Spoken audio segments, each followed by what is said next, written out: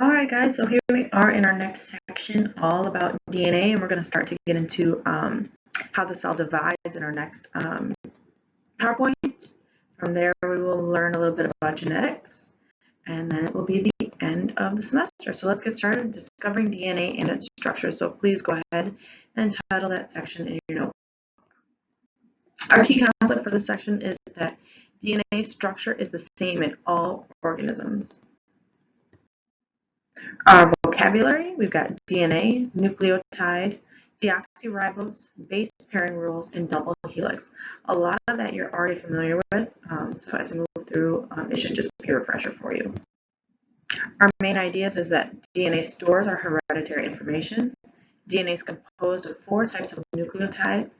Watson and Crick developed an accurate model of DNA's 3-dimensional structure, and nucleotides always pair in the same way. So our essential questions: what is the purpose or the function of DNA? Who is credited with the discovery of DNA structure and what is its shape? And how do the bases pair? So if you remember correctly, which cell organelle is DNA found in eukaryotic cells? Hopefully you can remember. That's the nucleus. Prokaryotes have DNA too, but it's not enclosed in the nucleus. Please, please, please refresh your memory on that stuff for our semester exam coming up in a few weeks. So what exactly is DNA? Well, DNA is a nucleic acid. Nucleic acids are some of those macromolecules that we talked about in chapter 2. And DNA stands for deoxyribonucleic acid. DNA is the genetic material inside the nucleus of all eukaryotic cells. Remember, DNA, deoxyribonucleic acid. Nucleic acids were those macromolecules that we talked about, and they were all made out of nucleotides.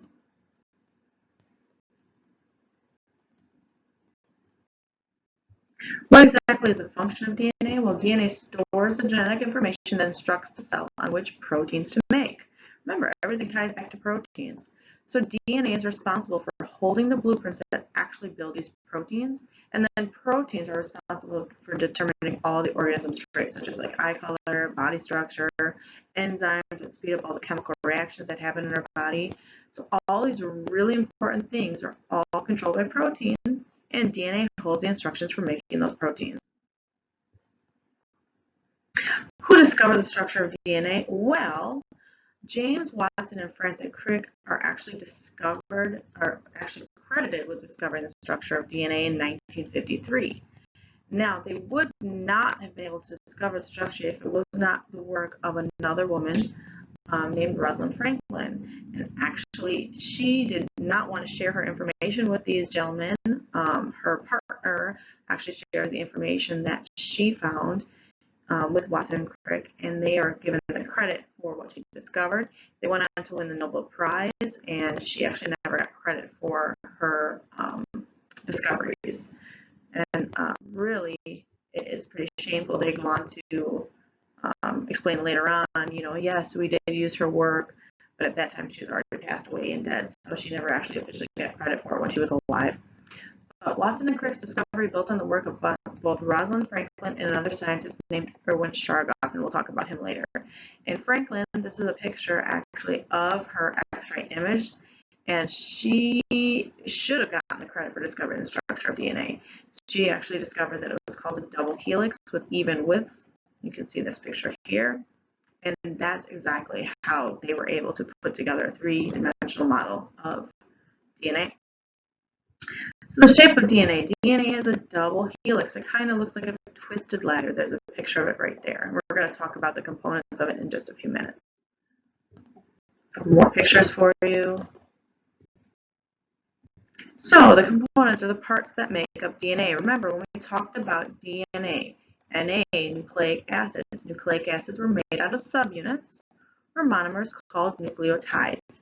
And each nucleotide has 3 parts: the sugar, the phosphate, and the nitrogen base. And you can see a picture of just a nucleotide right there. So if we look at this diagram,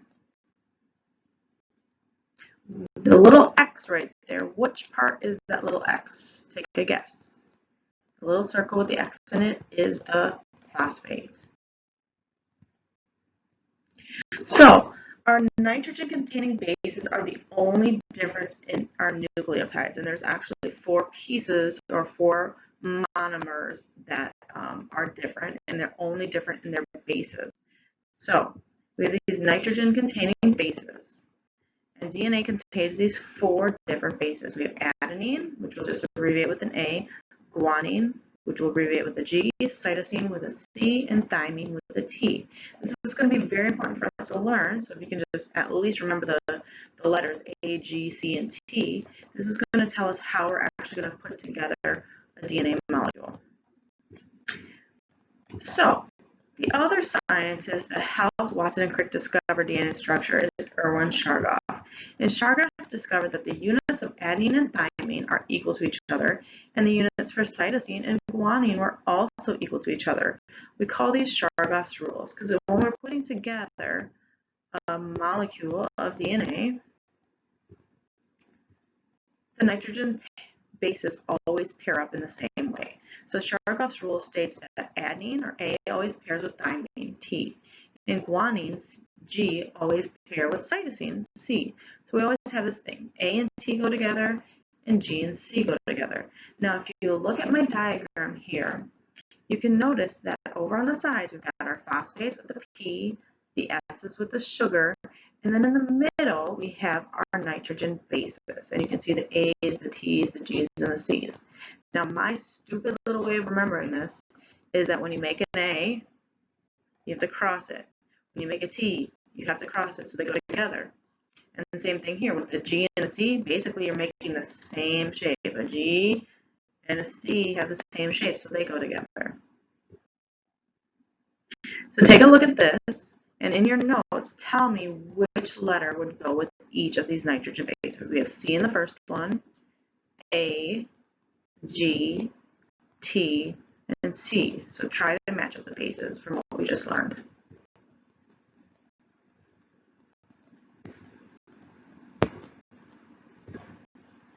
Hopefully, in your head as we were going, you were doing that, and you've got it written down for yourself. So the nitrogen bases in the middle are always held together by these things called hydrogen bonds. So because they form these little bonds in the middle, we call these the steps of the ladder, the rungs of the ladder. So hydrogen bonds are actually very, very weak bonds, and they're the ones that are going to hold those 2 sides of the DNA molecule together, and then eventually it's going to be twisted up. Now they're weak for a reason, because when we talk about how DNA copies itself, we're going to pull these 2 strands apart, kind of like a zipper.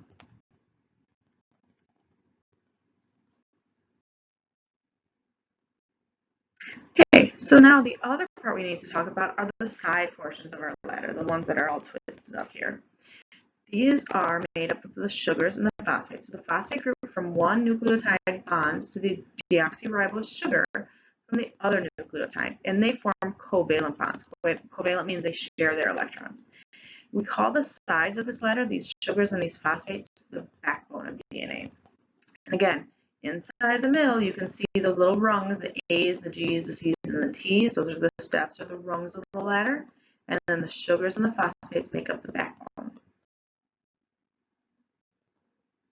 So just a little question.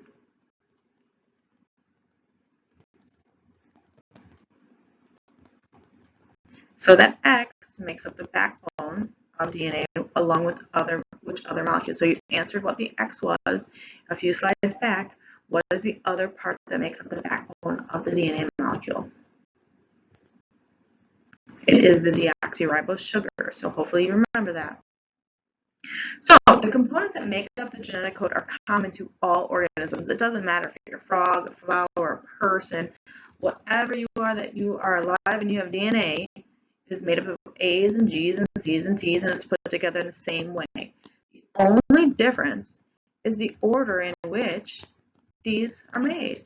So the instructions are in the actual sequence of those A's, those G's, those C's, and those T's.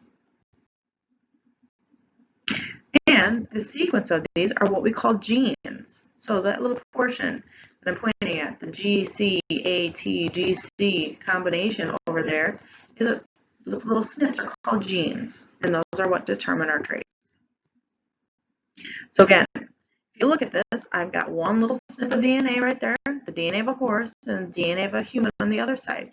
And if you look at it, you wouldn't be able to tell a difference unless you actually knew what the code or what those letters are supposed to be, the order of those letters. So we all have the same components. And the only difference is the order of those bases. And the more alike the two organisms are, the more those bases would be in common. So if we were looking at like the DNA of a horse and the DNA of a donkey, you would expect those letters to match more often than they would, say, with the DNA of a horse and the DNA of a human. If we were looking at the DNA of a human, the DNA of a chimpanzee, they would be a lot closer because we've got a lot in common with chimpanzees. So anyway, this is all about DNA. I would like you to go back and answer the essential questions. I've got some questions that I'm posting up on Schoology for you to answer. Please make sure you take a picture of your notes. Send that to me on Schoology as well. And then as a little summary activity, what I would like you to do in your notebook is just take about 5 minutes and look at this vocabulary list that I've got up here. We didn't talk about the 3 to 5 and the 5 to 3, so don't worry about what that means or what it is. But we did talk about all those other things.